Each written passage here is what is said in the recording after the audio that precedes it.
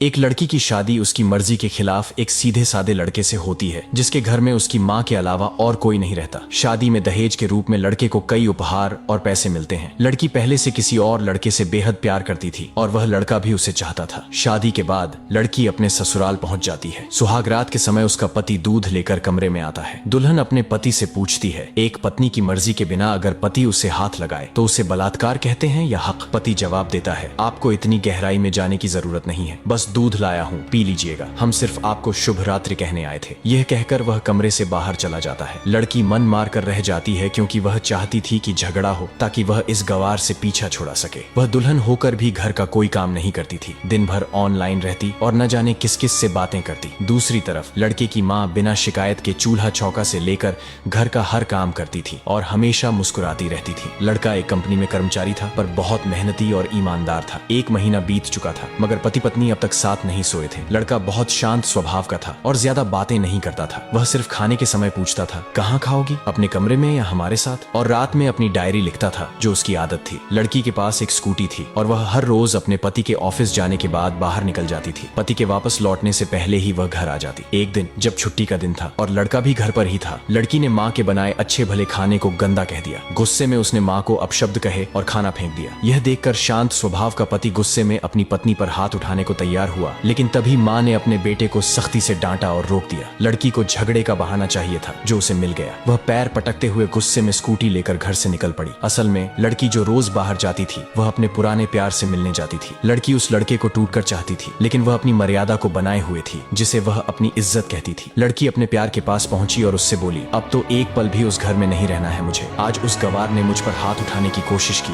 ये मुझे बर्दाश्त नहीं। लड़का बोला, मैं तो कब से कह रहा हूँ कि भाग चलो मेरे साथ कहीं दूर, मगर तुम हो कि हर बार टाल देती हो। लड़की ने जवाब दिया, शादी के दिन मैं आई थी तुम्हारे पास, तब तो तुमने खुद ही मुझे वापस भेज दिया था। लड़का कहने लगा, खाली हाथ भागकर कितना दूर जा सकती हो? मैंने कहा था कि कुछ पैसे और गहने साथ ले आना, तुम तो खाली हाथ ही आ गई थी। आखिर दूर किसी नई जगह पर जिंदगी नए सिरे से शुरू करने के लिए पैसे तो चाहिए ना? लड़की बोली, तुम्हारे और मेरे प्यार के बारे में जानकर मेरे घर वालों ने मेरे बैंक पासबुक, ATM और सारे गहने तक जब्त कर लिए थे। मैं तुम्हारे पास लाती भी क्या? हम दोनों मेहनत करके कमा भी तो सकते थे। लड़के ने तीखे स्वर में जवाब दिया, खाली हाथ भागते तो ये इश्क का भूत 2 दिन में उतर जाता, समझी? और जब भी तुम्हें छूने की कोशिश करता हूँ बस नखरे दिखाती हो, हर बार यही कहती हो, शादी के बाद। लड़की ने गंभीरता से कहा, हाँ शादी के बाद ही अच्छा होता है ये सब। मैं आज भी एक कुंवारी लड़की हूँ, शादी के बाद भी आज तक उस गवार के साथ सो नहीं सकी क्योंकि मैं तुम्हें ही अपना पति मान चुकी हूँ। बस तुम्हारे नाम का सिंदूर लगाना बाकी है, वह लगा दो, फिर सब कुछ तुम्हारी मर्जी से होगा। लड़का मुस्कुराकर बोला, ठीक है मैं तैयार हूँ, मगर इस बार कुछ पैसे जरूर साथ ले आना। ऐसा मत सोचना कि हम दौलत से प्यार करते हैं, हम सिर्फ तुमसे प्यार करते हैं। बस थोड़े पैसे किसी छोटे मोटे बिजनेस के लिए चाहिए। लड़की ने नाराजगी से कहा, उस गवार के पास पैसे कहाँ होंगे? मेरे बाप से 3 लाख रुपए ऊपर से मारुति कार भी ले चुका है। हाँ कुछ गहने हैं, वही ले आऊंगी आज। यह कहकर लड़के ने लड़की को एक होटल का पता दिया और वहां मिलने का समय तय कर चला गया। लड़की घर आकर फिर से झगड़ा करने लगी मगर अफसोस वह अकेले ही चिल्लाती रही, उससे लड़ने वाला कोई नहीं था। रात 8 बजे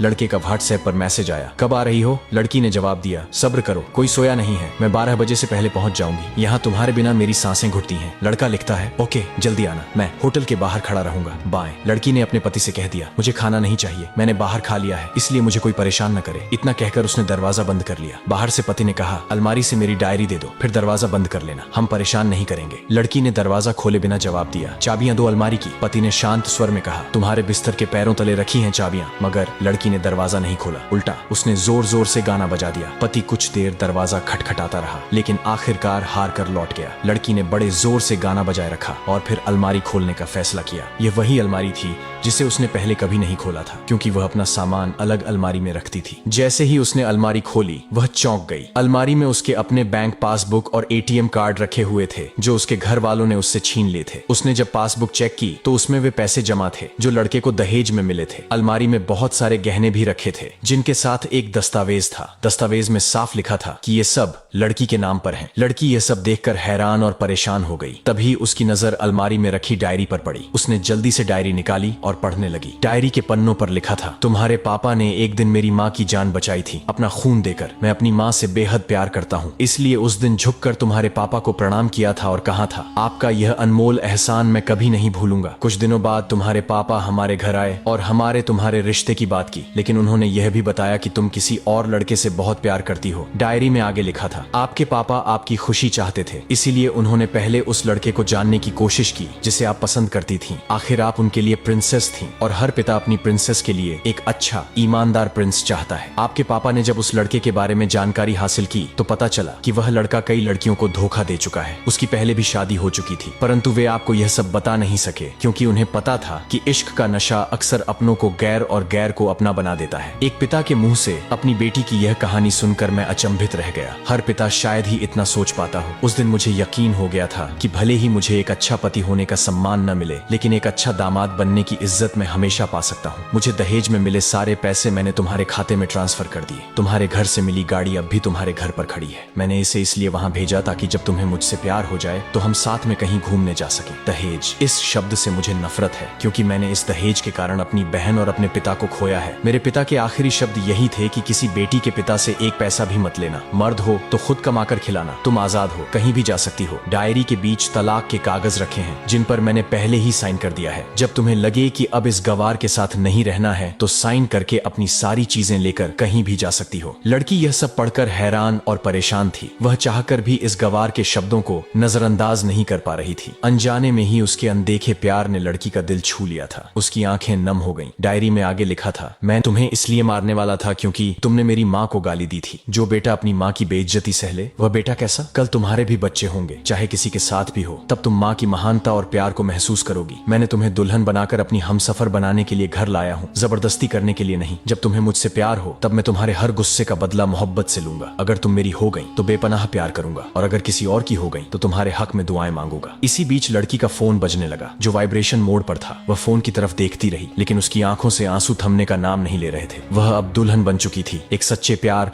और समर्पण को महसूस करती हुई। सिसकते हुए लड़की ने अपना मोबाइल उठाया और पहले सिम कार्ड को तोड़कर सारा सामान वैसे ही रखा जैसा था। न जाने कब उसकी आंखें बंद हो गईं, उसे पता ही नहीं चला। सुबह देर से उठी, तब तक उसका पति ऑफिस जा चुका था। उसने सबसे पहले नहा धोकर साड़ी पहनी, फिर अपनी मांग में लंबी और गहरी सिंदूर डाली। फिर उसने किचन में जाकर सास को कमरे में बुलाया और तैयार होने के लिए कहा। कुछ समझे बिना सासू माँ को अपने साथ स्कूटी पर बिठाकर थोड़े नमकीन, हलवे और चाय के साथ जबरदस्ती ले जाने लगी। सासू माँ को कुछ भी पता नहीं था कि बहू उन्हें कहाँ ले जा रही है, लेकिन वह चुपचाप बैठ गई। रास्ते में सासू माँ से पति के ऑफिस का पता पूछते हुए वो ऑफिस पहुंच जाती है। जब पति ने अपनी पत्नी को इस हालत में देखा तो वह हैरान रह जाता है। पति ने पूछा, सब ठीक तो है ना माँ? लेकिन माँ बोलने से पहले पत्नी गले लगाकर कहती है, अब सब ठीक है, I love you for ever. Office में खड़े सभी लोग ये दृश्य देख रहे थे तो दुल्हन कहती है, मैं इनकी धर्म पत्नी हूँ। अब 1 महीने तक मेरे पतिदेव ऑफिस में दिखाई नहीं देंगे। ऑफिस के लोग चौंक जाते हैं। दुल्हन ने कहा, क्योंकि हम लंबी छुट्टी पर जा रहे हैं साथ साथ। पति ने कहा, पागल। दुल्हन ने कहा, आपकी सादगी और भोलेपन ने मुझे ऐसा बनाया है। सभी लोग तालियां बजाते हैं और दुल्हन फिर से अपने गवार पति से लिपट जाती है। वह जानती है कि अब से वह कभी भी अपने पति से दूर नहीं होगी। बड़े कड़े फैसले होते हैं कभी कभी हमारे अपनों के, लेकिन हम समझ नहीं पाते कि हमारे अपने हमारी फिक्र खुद से ज्यादा क्यों करते हैं। माँ बाप के फैसलों का सम्मान करें क्योंकि ये वो 2 शख्स हैं जो आपको हमेशा दुनियादारी से ज्यादा प्यार करते हैं। दोस्तों, रिश्तों में सच्चाई, सम्मान और समझदारी का होना बेहद जरूरी है। कभी कभी हमें अपने परिवार के फैसलों को समझने की कोशिश करनी चाहिए क्योंकि वे हमारे भले के लिए होते हैं। अगर आपको यह कहानी पसंद आई हो तो कृपया लाइक करें, अपने दोस्तों के साथ शेयर करें और ऐसे और दिलचस्प वीडियो के लिए हमारे चैनल को सब्सक्राइब करना न भूलें। तो चलिए दोस्तों, मिलते हैं अगले वीडियो में। धन्यवाद।